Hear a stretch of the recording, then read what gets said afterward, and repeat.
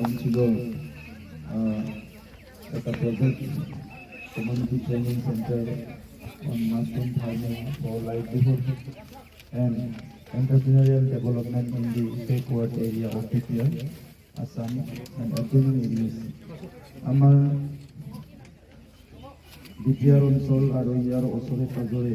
যিখিনি অঞ্চল আছে, ইয়াৰ অৰ্থনৈতিক উন্নয়নৰ কাৰণে ভাৰত চৰকাৰৰ এটা স্কিম আমাৰ বড়োলেণ্ড ইউনিভাৰ্চিটিত পাবলৈ সক্ষম হৈছোঁ। আৰু এই স্কিমটো ইমপ্লিমেণ্ট কৰাৰ কাৰণে বড়োলেণ্ড ইউনিভাৰ্চিটিয়ে নিজৰে এটা কেম্পাছত যি নতুন এটা ইনফ্ৰাষ্ট্ৰাকচাৰ বনাবলৈ আৰম্ভ কৰিছে, ইয়াৰে ফাউণ্ডেশ্যন ষ্টন লে কৰা এই কাৰ্যসূচীত উপস্থিত আমাৰ সকলোৰে শ্ৰদ্ধাৰ বড়োলেণ্ড ইউনিভাৰ্চিটিৰ ভাইচ চেঞ্চেলৰ প্ৰফেসর লাইসাম লাড্ডু সিং স্যার, ইয়াত উপস্থিত আমার জ্যেষ্ঠ EM ৰেওৰেৱা নাৰ্জাহাৰী ডাঙৰীয়া। আমি বহুত নিজৰ যিটো উপাৰ্জন সেইটো টনকিয়াল কৰিব পাৰোঁ। আৰু মাছৰুম খেতিটো ইমান কষ্টকৰ নহয়, কম কষ্টৰে কম ঠাইতে কম মেহনত কৰি পেলাই আমি ভাল এটা মানে ইনকাম আমি জেনেৰেট কৰিব পাৰোঁ, আমি ল'ব পাৰোঁ। আৰু এইটো কামে বড়োলেণ্ড ইউনিভাৰ্চিটিয়ে আজি দায়িত্ব ল'ব বিচাৰিছে। এই ষ্ট্ৰাকচাৰটো, এই ইনফ্ৰাষ্ট্ৰাকচাৰটো, এই আন্তঃগাঁথনিটো যিমান সোনকালে হয় আমাৰ ইমানে লাভ হ'ব। আৰু এই অঞ্চলৰ পুৰুষ মহিলা সকলো ইয়াত আহি ট্ৰেইনিং ল'ব পাৰিব। আৰু ভাল বেয়া কি মাছৰুম খেতি কৰিলে কিমান লাভ পায় আমাৰ পিছত আহি পেলাই প্ৰফেসৰ ডাঙৰীয়াই ক'ব, সঞ্জীৱ দাস আৰু তেখেতৰ সতীৰ্থসকলে কি আমাৰ বড়োলেণ্ড ইউনিভাৰ্চিটিতে আমাৰ বহুত দামী দামী মাছৰুম তেখেতসকলে উৎপাদন কৰি আছে। এই মাছৰুমবিলাক, এই কাঠফুলাবিলাক যদি আমি ইয়াত আমাৰ খেতিয়কসকলে উৎপাদন কৰিব পাৰোঁ, তো আমি খুব ভাল উপাৰ্জন আমি কৰিব পাৰোঁ। আৰু সেইকাৰণে আজি বতাহ বৰষুণৰ কথা নাই, কোনো বেলেগ চেলেঞ্জ নাই, ঘৰৰ ভিতৰত মাছৰুম খেতি কৰা হয়। আৰু বহুত বেছি যেনেকৈ এটা আমি গাহৰি এটা পালন কৰিবলৈ যিমান কষ্ট কৰিব লাগে, গৰু এটা পালন কৰিবলৈ যিমান কষ্ট কৰিব লাগে, ছাগলী এটা পালন কৰিবলৈ যিমান কষ্ট কৰিব লাগে, ইয়াতকৈ কম কষ্টতে আমি খুব হাই ভেলু আমি খাদ্য খাবলৈ পাওঁ আৰু ভাল উপাৰ্জন কৰিব পাৰোঁ। সেইকাৰণে মই আশা ৰাখিছোঁ এই প্ৰজেক্টটোৱে আমাক বহুতখিনি আগুৱাই লৈ যাব। আৰু আমাৰ ইউনিভাৰ্চিটিৰ আমাৰ ভাইচ চেঞ্চেলৰ ছাৰ, ৰেজিষ্ট্ৰাৰ ডাঙৰীয়া, আমাৰ প্ৰফেচাৰসকল সকলোৱে আৰম্ভণিৰ পৰা শেষলৈকে এই কামটো বহুত ভালকে কৰিব। আৰু যাক কামটো কৰিবলৈ দায়িত্ব দিয়া হ'ব তেখেতকো যোনে দায়িত্ব ল'ব, মই তেখেতসকলকো অনুৰোধ কৰিছোঁ, এইখন এটা শিক্ষা অনুষ্ঠান, এইটো কোনো বেলেগ স্কিম নহয়। সেইকাৰণে ইয়াত যি স্কিম, যি ষ্ট্ৰাকচাৰ ইয়াত বনাব, এইটো যাতে অহা 50 বছৰৰ এটা টাৰ্গেট কৰি সুন্দৰকৈ বনোৱা যায়, মই তেখেতসকলক অনুৰোধ কৰিছোঁ। আৰু ওচৰৰ আমাৰ গাঁৱৰ ৰাইজক মই সকলোকে অনুৰোধ কৰিছোঁ যাতে এইটো সকলো সহযোগ কৰে আৰু অতি শীঘ্ৰে এইটো নিৰ্মাণ কৰাত আমি সম্পন্ন হ'ব পাৰোঁ, সফল হ'ব পাৰোঁ। এইটোকে মই ভগৱানৰ ওচৰত প্ৰাৰ্থনা কৰি মোৰ বক্তব্য সামৰিছোঁ। ধন্যবাদ।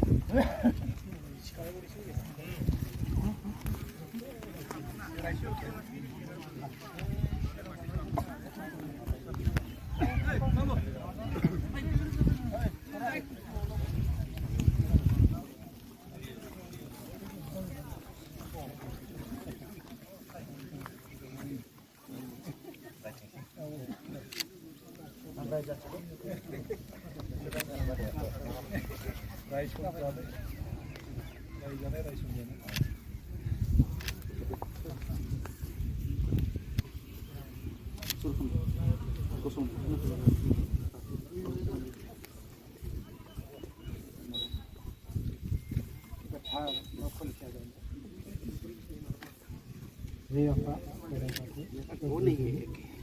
दिनैनि बे गोथार दिनाव थामहिनबा 23 मायथाइनि मार्च दाननि 3 खालार बिस्थिबार दिनाव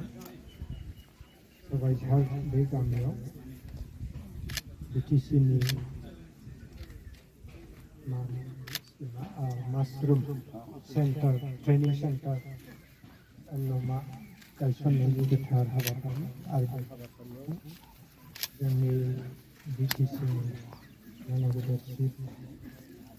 श्री प्रमद चन्द्र ब्रह्म प्रमद बर' आरो लोगोसेयैनो बड'लेण्ड इउनिभार्सिटिनि भाइस चेन्सेलर लाइस्राम लादु सिंह बिथांमोननि आखाइजों लोगोसे बे बिफाननि थारमाने एग्रिकालचार डिपार्टमेन्टनि माखासे रेलवेआ लाखिहारि बिथांमोननि आखाइजों आरो लोगोसे गासै रायजो राजा बयनिबो आखाइजों बे गोथार ट्रेनिं सेन्टारनि खुन्थिया न'नि खुन्थिया गायसननायखौ बयबो बाहागो लागोन दा बेनि थाखाय आं बयनिसिमबो सासे दौरि हिसाबै बयखौबो गाहाम हामलायबाय आरो नोंथांमोननो गाहाम हामलायनाय लोगोसे बोराइ बाथौनि दाहार लानानै बोर सारस्रिनाय थाबाय दिनैनि बे गोथार दिनाव नैबे बाथौनि खान्थि बायदि गोथार न'नि बे खुन्थियाखौसो गायसनग्रोनो लानाय जादों आरो बेबायदियैनो दिनै बयखौबो जादों ओंखायनो बोराइ बाथौखौ जोङो एसे गाबज्रिगोन आरो बेवहाय मानगोदार बिटिसिनि बिटिआरनि चिफ मिस्ट्रि बर'खौ लोगोसे रायजोफोरखौ खावलायबाय आं बुंनाय बायदि बुंदों आहा औ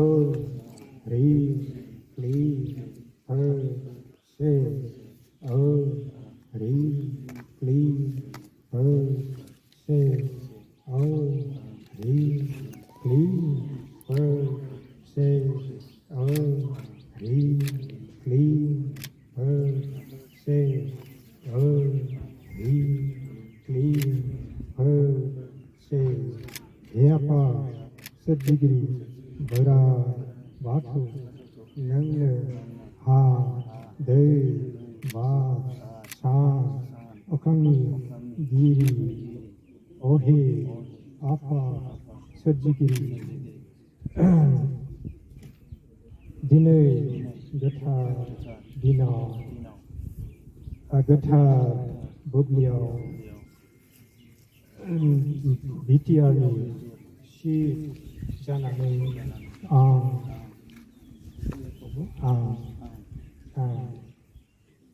बे थावनि सबायझार गामियाव माशरुम ट्रेनिं सेन्टार न' लुनायनि गिबि अन्थाइ खुन्थिया गायसननो लाहार फाहार खालामदों हे आफा आं आरो जों बयबो दिनै नोंनि मुङै आलारि बाथि सावनाय बावबाय नामा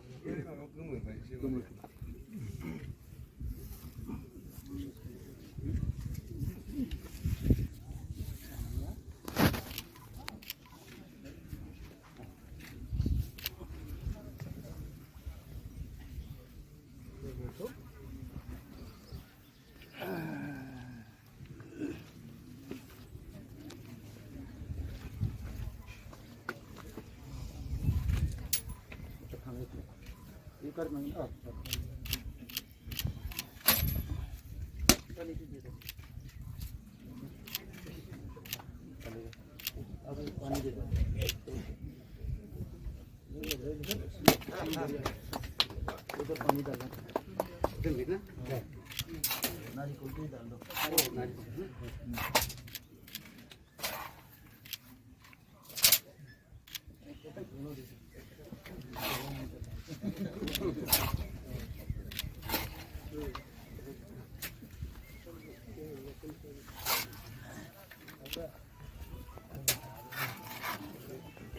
बे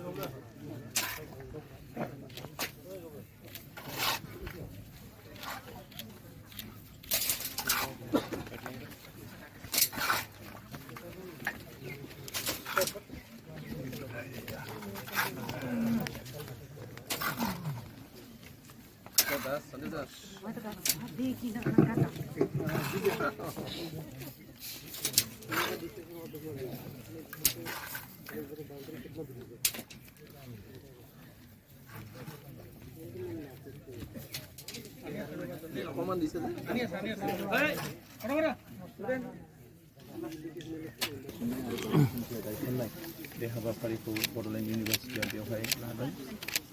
बे सरगाव बे गामियाव सुबाइजार गामियाव आं मिजिंथिदों बे प्रजेक्टआ जोबोद गाहामैनो गाहाम जाफुंसारगोन बड'लेण्ड इउनिभार्सिटिया फोरोंनायजों लोगोसे बे ओनसोलनि रांखान्थि जौगानायनि थाखाय बे मासरुम ट्रेनिंनि गेजेरजों माखासे ट्रेनिं होनानै